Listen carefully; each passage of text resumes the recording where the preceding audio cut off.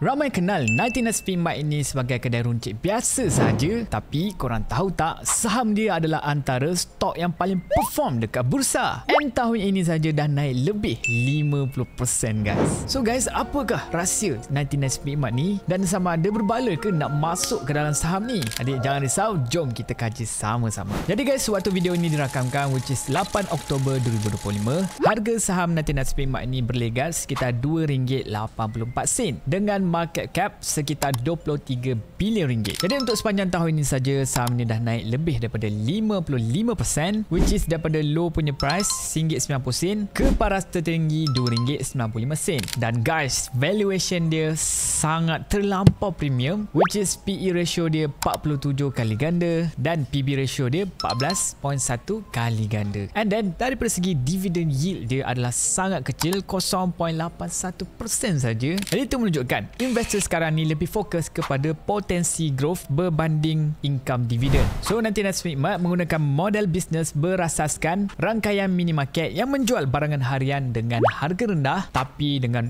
volume yang tinggi. Dan setakat hari ini diorang dah ada lebih kurang 2,800 cawangan outlet kedai di seluruh Malaysia dan sekarang mereka dah mula ekspor kepada pasaran luar negara, termasuklah satu outlet di China, di Fuzhou, China, yang mana baru dibukalah iaitu sekitar 31 Ogos yang lepas. Jadi fokus utama mereka, bisnes mereka ni adalah high turnover FMCG, which is fast moving consumer goods. Seperti apa? Seperti makanan, minuman, household essential dan juga personal care. Jadi kekuatan, kelebihan utama 99 Smart ni datangnya daripada dia punya logistik dan juga supply chain yang efisien. Mereka punya distribution center adalah tersusun dan mereka ada sistem pesanan automatik di outlet dan juga yang paling main killer iaitu centralized purchasing. Jadi inilah bagi mereka advantage yang sangat besar. Mereka ada bargaining power untuk bagi harga yang kompetitif di outlet mereka sambil maintainkan gross profit margin sekitar 9 ke 10%. Dan kalau korang perasan, dia buka kedai 99 Smart ni memang lokasi yang betul-betul strategik, betul-betul di kawasan perumahan. Maka dia punya brand awareness dia pun sangat-sangat kuat. Semua orang Malaysia kenal lah 99 Smart ni kan. Sebab itulah mereka ada mode dari segi brand loyalty dan juga cost advantage yang susahlah para pesaing nak replicate. Jadi guys, antara pemangkin catalyst yang boleh naikkan lagi saham ni antaranya expansion cawangan baru, which is tahun ini saja 99 Smart dianggarkan untuk membuka sekitar 250 outlet baru, kedai baru di seluruh Malaysia, termasuklah di negeri Sabah dan juga Sarawak. Dan sekarang ni diorang juga sedang explore digital integration dengan sistem e-payment dan juga loyalty apps sendiri. Untuk business tu best lah sebab sentiasa dapat customer kan, dan